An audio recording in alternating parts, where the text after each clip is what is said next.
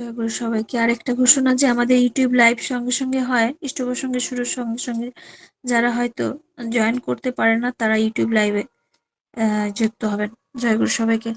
এখন ইষ্টপ্রসঙ্গ করার জন্য আহ্বান জানাই শ্রদ্ধেয় শম্ভু চরণ চক্রবর্তী দাদাকে। দাদা জয়গুরু। হ্যাঁ মা, জয় গুরু মা, শোনা যায় আমার কথা? আগে দাদা শোনা যাচ্ছে, আপনি 25 মিনিট বলুন দাদা। এখন বাজে 8টা 35, আহ, 40, 9টা পর্যন্ত। হ্যাঁ, 9টা 5 পর্যন্ত বললেও অসুবিধা নেই দাদা। বাবা, জয় গুরু, শুভ সন্ধ্যা। আমি সর্বপ্রথমেই আমার জীবন বৃদ্ধির উদ্ধাতা, আমার পরম দয়াল শ্রী শ্রী ঠাকুর অনুকূল চন্দ্রের রাতুল রাঙা পদে ভক্তিভরা প্রণাম জানাই। তার লীলা সঙ্গিনী জগৎ লক্ষ্মী জগৎ জনের শিশু বড় মা, পরম পূজ্যপাদ শ্রী শ্রী বর্দা, পরম পূজ্যপাদ শ্রী শ্রী আচার্যদেব, পূজনীয় অবিন দাদা সহ গুরু পরিবারের প্রতি প্রত্যেকের চরণে আভূমি ভক্তি নন্দিত প্রণাম জানাই। প্রণাম জানাই আমার স্বর্গগত পিতামাতা চরণে। আর আজকের এই মহতি নাম ধ্যান মহাযজ্ঞের ষষ্ঠী যজ্ঞের যিনি সঞ্চালিকা মা রয়েছেন, আমার স্নেহধন্যা শর্মিষ্ঠা সাহু মা, তার সর্বাঙ্গীন মঙ্গল সুস্থতা কামনা করি প্রভুর চরণে। আর আমাকে এখানে যুক্ত করে দিয়েছেন যিনি, আজকে আপনাদের সঙ্গে মানে ফেস টু ফেস যে কথা হচ্ছে, এই যে কান্ডারি আমার বিশ্বনাথ সাহা দাদা, সাতক্ষীরা বাংলাদেশ থেকে, তিনি আমাকে যুক্ত করে দিয়েছেন। তারও সর্বাঙ্গীন মঙ্গল প্রার্থনা জানাই। এই লিঙ্কে 100 অতিক্রান্ত হয়ে গেছে, ভালো লাগছে। এই নামের মধ্যে দিয়ে আমরা সবাই পরম পিতার আশিস কামনা করতে পারি। তাই এখানে ঠাকুরের পাঞ্জাধারী কর্মীবৃন্দ, ভক্তপ্রাণ দাদা, ভক্তিমতী মা, ছোট ছোট ভাই বোন, সকলকেই জানাই শুভেচ্ছা, অভিনন্দন, রানন্দিত জয়গুরু। বক্তা আমি নই, বক্তব্য আমি ঠিক মতো গুছিয়ে বলতে পারি না, তবে কথা একটাই, ঠাকুরের কাছে শিখেছি, বাঁচা বাড়ার মর্ম যা জানিস নিছক ধর্মতা। ধর্ম কিচ্ছু না, বাঁচা বাড়ার রসদ।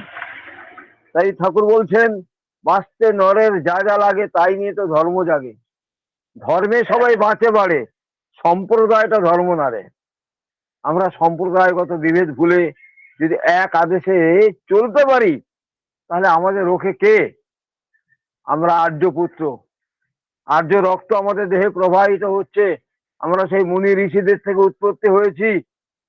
যখন যেমন তখন তেমন, যেখানে যেমন সেখানে তেমন, এই কথাটা আমার অবিন্দতা প্রায় বলেন, আচার্যদেবও বলেন। তাই তারাও জোর দিয়েছেন নামের পরে। সত্য ত্রেতা দাপর কলি, সত্যের শ্রীহরি, ত্রেতায় রাম, দাপরে শ্রীকৃষ্ণ, কলিতে নাম। নাম নাম নাম, এই নামের বন্যা, নামের প্লাবন ঘোরাতে হবে। ওই যে তারক ব্রহ্ম হরিনাম করে না, এখন সব বিভিন্ন সুরে হয়, হয় না, নাম করতে হবে মনে। তাই ঠাকুর আবার বলছেন, তোর সমস্ত কাজের মধ্যে দিয়ে নামটাকে রাখবি হৃদয়ে, হৃদয় মন্দিরে নাম জপ হবে। আর কাজ কর্মজগৎটা রেখে দিবি তো সংসারে। তাহলে কিভাবে তিনি বোঝাচ্ছেন, বলছেন, আমরা বুঝেও অবুঝ হচ্ছি। কেন? আমরা তাকে ঠিক মতো গ্রহণ করেছি, কিন্তু আমাদের নিজস্ব একটা সত্তায় আমরা চলছি।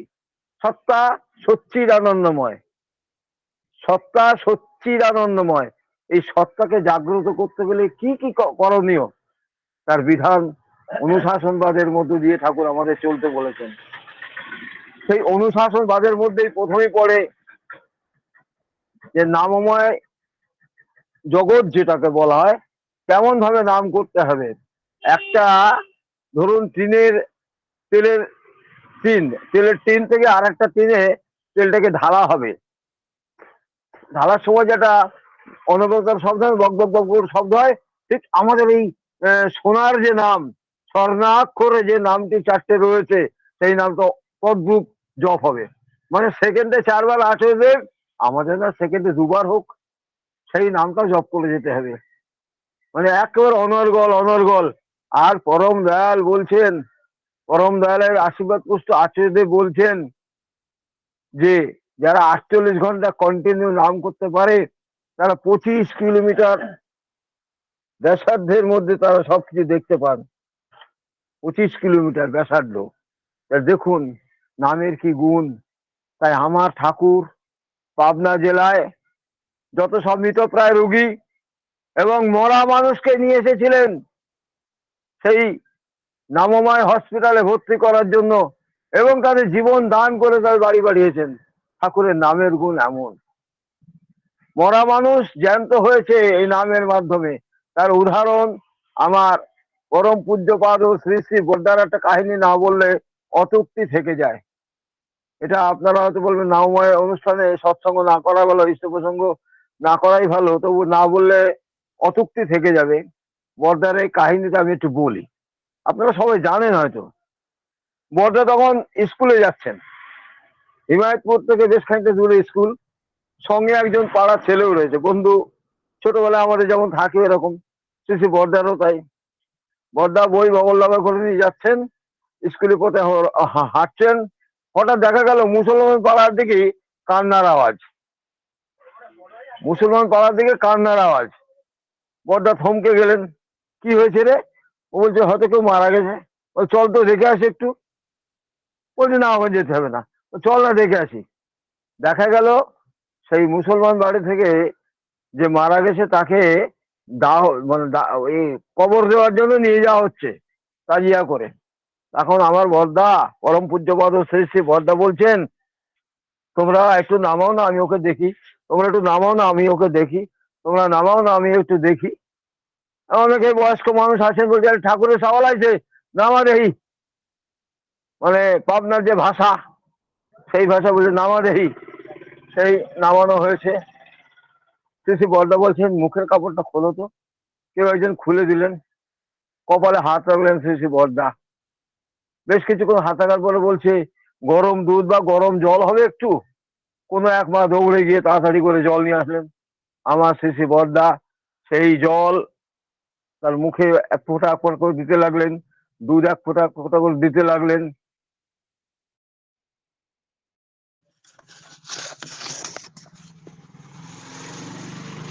দেখা গেল যে সে আস্তে আস্তে নড়ছে। সবাই অবাক হয়ে গেল। যখন সে উঠে বসেছে যে আমার কি হয়েছে, তখন আমার সেই বর্দা সেখান থেকে চম্বর দিলেন। শুধু বললেন ঠাকুরে কইয়েন না। কারণ ঠাকুর বলতেন,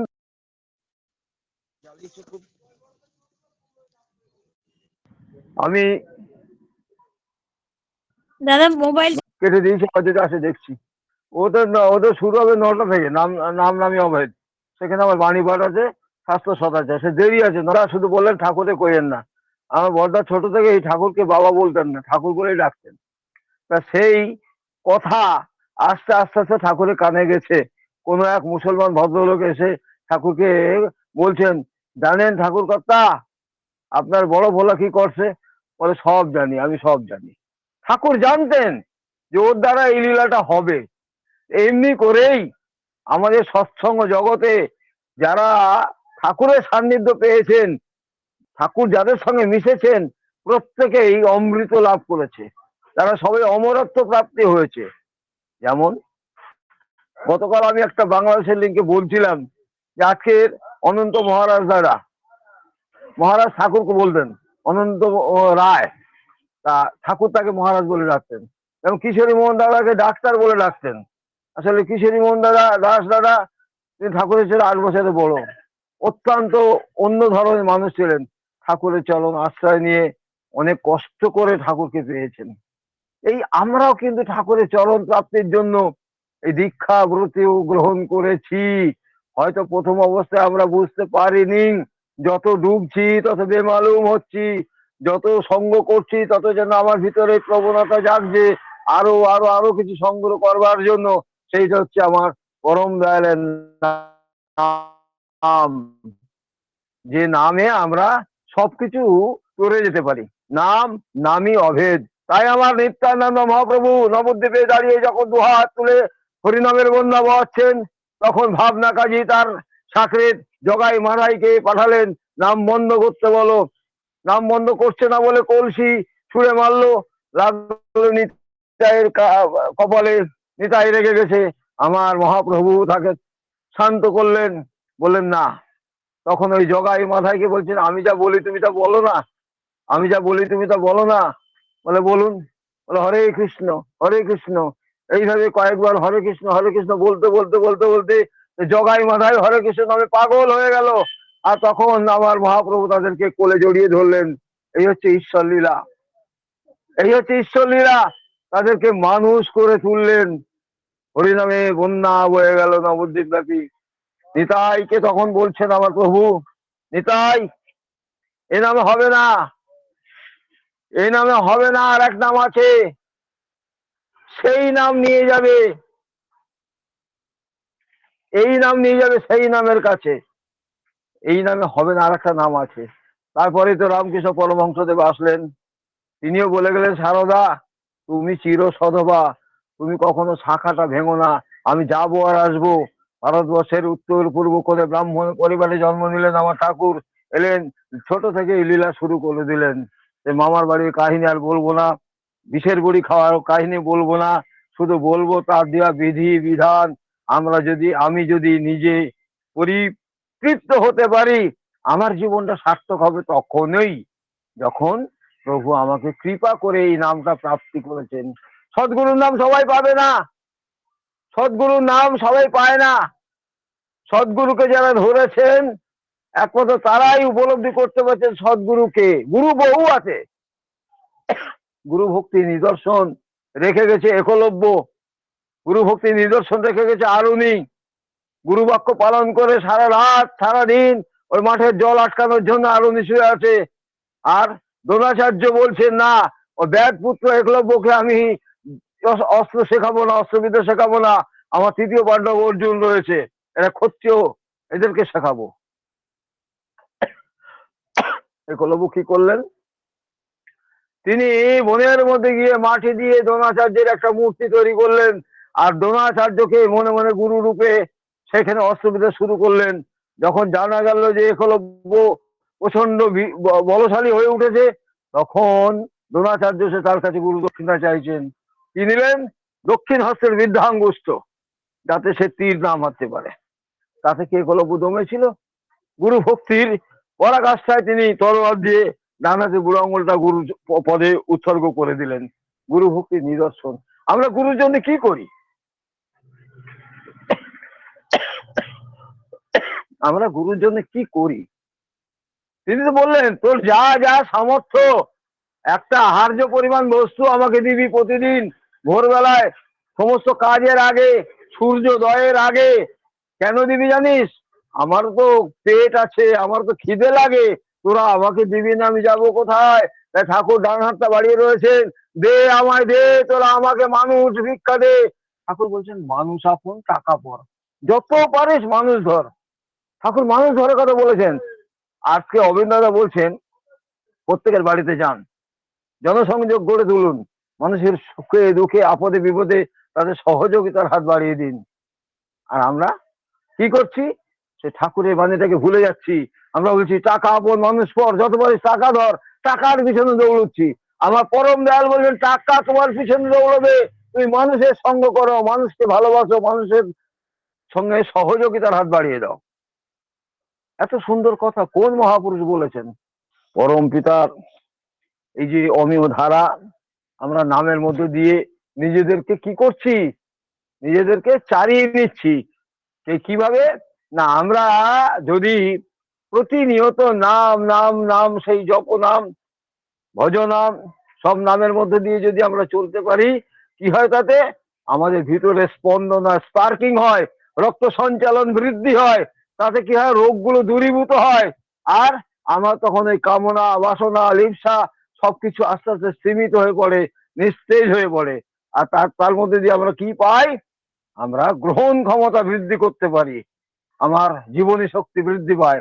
নাম করতে করতে ধ্যানটা আসে, ধ্যানে মানুষ গ্রহণ ক্ষমতা বৃদ্ধি হয়। তীক্ষ্ণ হয়ে ওঠে। এই তো আমাদের চলা বলা। একটু নাম করতে গেলেও আমাদের খুব কষ্ট হয়। ওই সময়টা আমরা শুয়ে থাকবো, কিন্তু উঠে সূর্য প্রণামও করি না, গুরুজনদেরও প্রণাম করি না, গুরুকেও প্রণাম করি না, গুরু ভোগের জন্য ইষ্টভূতিও করি না। আমি সৎসঙ্গী, আমি দীক্ষিত, সাদা জামা কাপড় পরে, হাতে একটা ভালো ব্যাগ নিয়ে, দাদা জয় গুরু, দাদা জয় গুরু, আমি বিরাট ভক্ত। আদতে আমার কিছুই হলো না।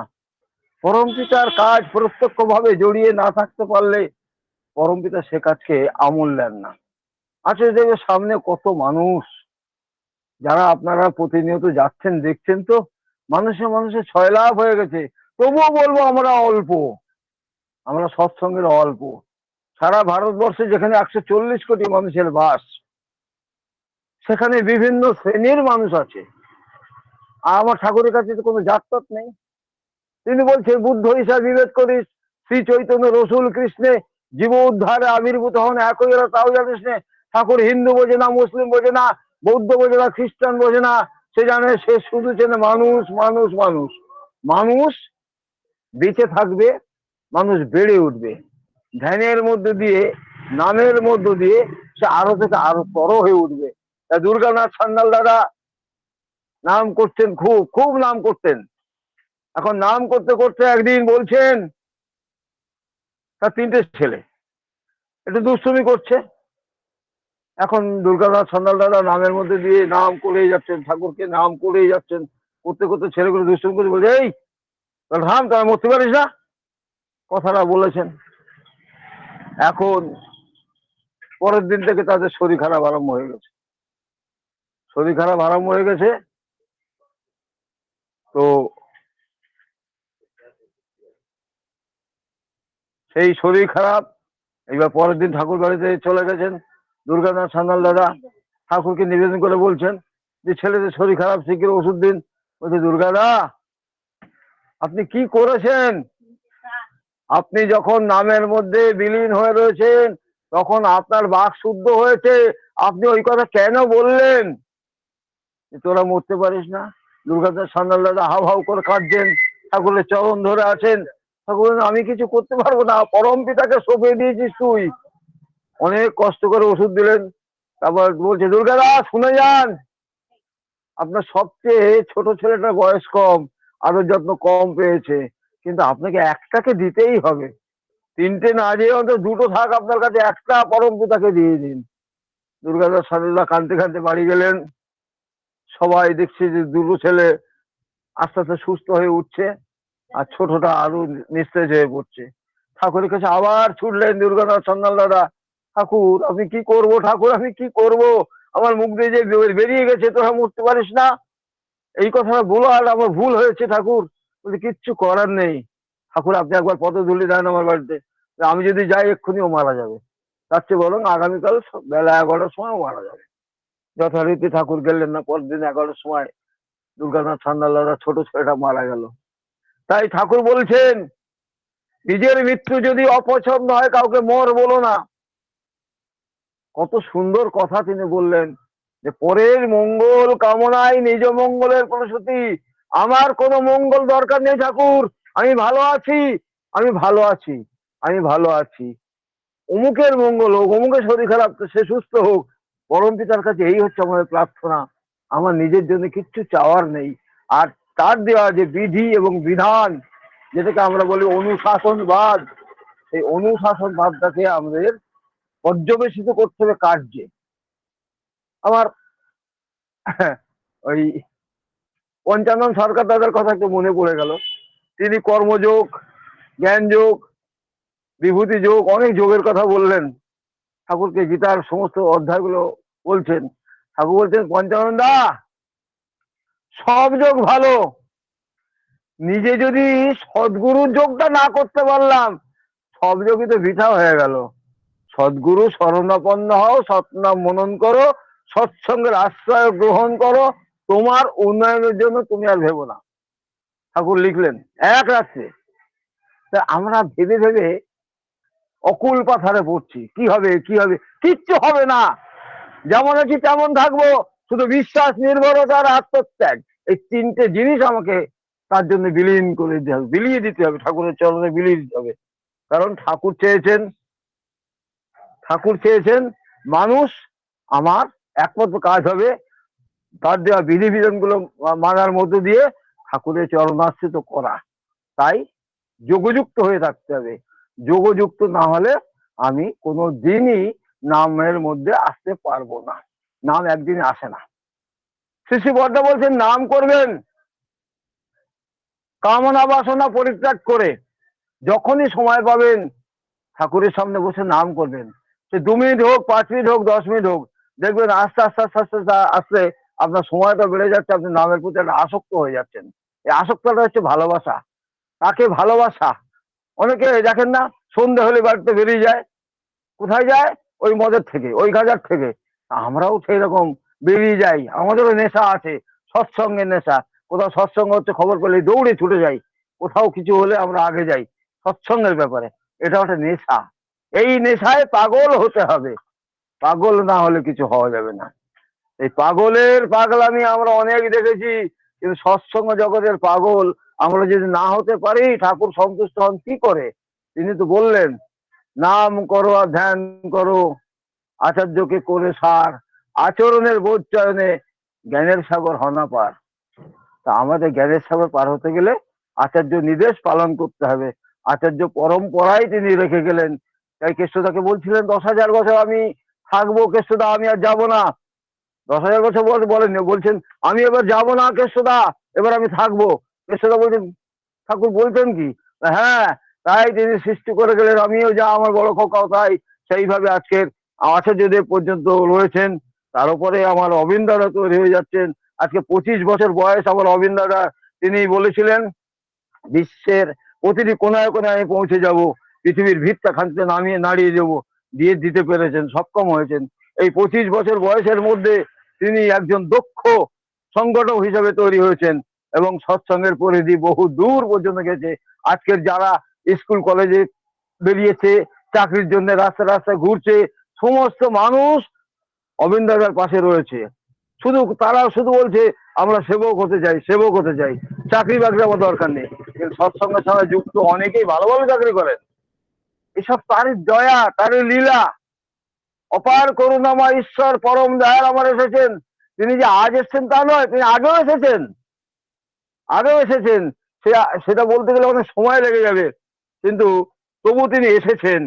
আসার মধ্য দিয়ে আমরা একটা জিনিস বুঝতে পেরেছি, তিনি অপূরণীয় বৈশিষ্ট্যপালী, এক একজনের সমস্ত কিছু পূরণ করে যাচ্ছেন। এই পূরণ করার মধ্য দিয়ে আমরা তার শরণাপন্ন হই, তাকে নিয়ে আমরা এগিয়ে চলি।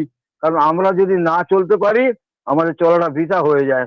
তাই পরম দয়ালের অপার করুণায় আমরা প্রত্যেকেই প্রতিদিন নাম অভ্যাসে রত হই। নাম যত করতে পারবো তত আমরা ভালো থাকবো। নাম নামই অভেদ, নাম নামই অভেদ। নাম আর নামই একই ব্যক্তি কিন্তু অভেদ, তারা সব জায়গায় একই। তাই আমাদের উচিত সেই নাম নামের মধ্যে দিয়ে চলা। তাহলে আমরা ভালো থাকবো, আনন্দে থাকবো, সুস্থ থাকবো। আমরা জীবনে কি চাই? সুখ, সুখ শান্তি ভালোবাসা এগুলো চাই তো। তাই ঠাকুর বলছেন এ চাওয়া তো বাতুল চাওয়া, কোনো কিছু না করলে সে লাভটা হবে কি? লাভ হবে ফাঁকি। আমরা কেউ ফাঁকিতে পড়তে রাজি নই, আমরা সবাই এগিয়ে যেতে চাই। এগিয়ে যাওয়ার রাস্তা হচ্ছে পরম পিতার আশ্রয় নেওয়া, তার নামটা গ্রহণ করা, তাকে নিয়ে এগিয়ে চলা এবং তার দেওয়া বিধিবিধান গুলো ঠিক ঠিক মতো পালন করা। এইটা হচ্ছে আমাদের একমাত্র আকাঙ্ক্ষিত। তা না হলে আমরা কিন্তু সব হারিয়ে যাবো, সব হারিয়ে যাবে, আমরা কিচ্ছু পাবো না। আমি একটা জিনিস দেখাবো বলে খুঁজছিলাম। আমাদের কিন্তু দেহের মধ্যে 3টে স্তর আছে, 3, 6, 18। কিরকম? সংক্ষেপে বলছি, পিণ্ড দেশ মানে দেহ, এটা মায়ার অধীন, জন্ম মৃত্যু আছে, পূর্ব স্মৃতি লুপ্ত স্থল জড় রাজ্য। বিভিন্ন মানব সাধক যেমন প্রথম এসছেন মৎস্য, কুর্ম, বরাহ, নৃসিংহ, এরা এসেছিলেন। এই সময় স্তরের হচ্ছে মূলাধার, স্বাধিষ্ঠান, মণিপুর, অনাহত, বিশুদ্ধাক্ষা, আজ্ঞাচক্র। তারপরে মাঝখানে এলাম ব্রহ্মাণ্ড দেশ মানে মন। এখানে কি হচ্ছে? সূক্ষ্ম মনোরাজ্য, সূক্ষ্ম মায়া আছে, দীর্ঘজীবী সাধন লাভ। তাতে এখানে আমরা পাচ্ছি শিবলোক, ব্রহ্মলোক, বিষ্ণুলোক, সহস্রদল কমল, ত্রিকুটি, দশম দ্বার। এখানে কে এসছেন? বামন এসছেন, পরশুরাম এসছেন, আর দয়াল দেশে আত্মা এলেন শ্রীরাম, শ্রীরামচন্দ্র। তারপরে এটা হচ্ছে চৌরাজ্য। এখানে এই দয়াল দেশে এসে আমরা কি পেলাম? চৈতন্য রাজ্য। এখানে মায়া নেই, জন্ম মৃত্যু নেই, চৈতন্যময় সন্ত, পরম সন্ত এবং স্বয়ং একেশ্বর পরম পুরুষ পুরুষোত্তম। এই মানে 18টা স্তরের মধ্যে এই লাস্টের যে স্তর, ভ্রমর গুফা, সত্যলোক মানে গোলক, অলোক লোক, অগম লোক, অনামী লোক, রাধাস্বামী ধাম, দয়াল দেশ। ভালো করে বুঝুন।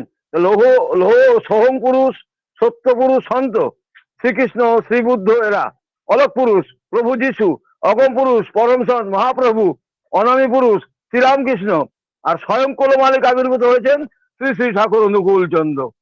এই যে আমরা স্তরগুলো পাচ্ছি, 18 স্তর, এখানে পরম দয়ালের কথা নয়, এগুলো ব্রহ্ম বৈবর্তনের কথা। শ্রী শ্রী ঠাকুর প্রেরিতগণ একবার্তা বই, কেউ দ্বিতীয় চাঁদ, কেউ নবমীর চাঁদ, কেউ ত্রয়োদশীর চাঁদ, আসলে সবাই একই চাঁদ। এটা আলোচনা পত্রিকায় বেরিয়েছিল। আর ত্রেতায় ধর্ম 3 পাদ, দাপরে অর্ধেক অর্ধেক, কলিতে অধর্ম 3 পাদ। তাই চিকিৎসক একজন, কিন্তু ওষুধের মাত্রা ওই 20 দাম। বৃদ্ধি পেয়েছে যুগে যুগে, যখন যেমন তখন তেমন। আমরা এখন এসেছি কলিযুগের শেষ পর্যায়ে। আমার পরম দয়ালের অপার করুণায় আমরা তাকে ধরে চলতে অভ্যস্ত হয়ে উঠেছি। তাই আমরা বিলম্বিত না করে আমাদের একমাত্র কাজ হবে প্রভুর জন্য কিছু মানুষ সংগ্রহ করা, সেই মানুষগুলোকে বাঁচানোর জন্য। কারণ এখন ভারতবর্ষ তথা পৃথিবীতে ভীষণ অবস্থা খারাপ। তা আমার শিশু দাদা বলেছিলেন না, শেষের সেদিন ভয়ঙ্কর, সত্যি ভয়ঙ্কর।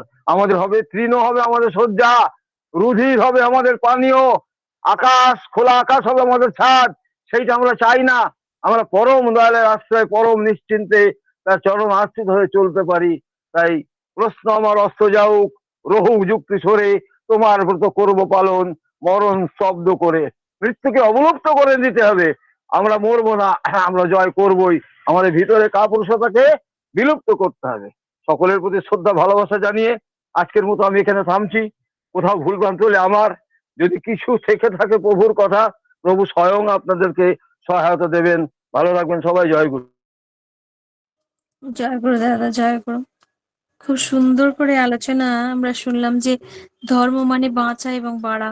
সম্প্রদায় কোনো ধর্ম নয়, সত্তা সচ্চিৎ আনন্দময়।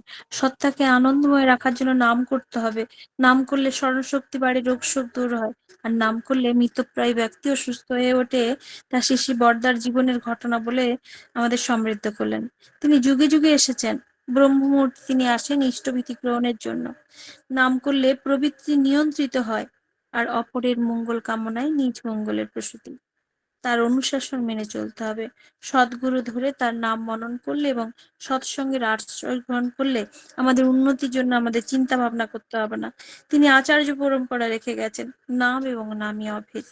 তিনি তার বিধানগুলো মেনে চলাই আমাদের ধর্ম। এবং শরীরের 3টি স্তরের কথা খুব সুন্দর করে বলছিলেন, কিন্তু আপনার আরো সময় লাগতো জানি। আপনার ফোন আসার জন্য একটু মানসিকভাবে মানে খুব সুন্দর করে আলোচনাটা করতে পারলেন না। আবার একদিন শুনবো। আমার শ্যামলী দিদি দিয়েছে মেসেজ, আবার একদিন এই আমরা 3টে দেশ সম্বন্ধে শুনবো, এই আশায় থাকলাম। খুব ভালো থাকুন দাদা, সুস্থ থাকুন। পরমপিতার রাঙা রাতুল চরণে আপনার এবং আপনার পরিবার পারিপার্শ্বিকের সবার সুদীর্ঘ নিরোগী সচ্ছল জীবন জয় প্রার্থনা গুরু। করি। জয় গুরু মা, ভালো জয় থাকুন গুরু। দাদা। জয় গুরু। জয় মা জয় গুরু। শরীরটা মা। আগে জয় গুরু।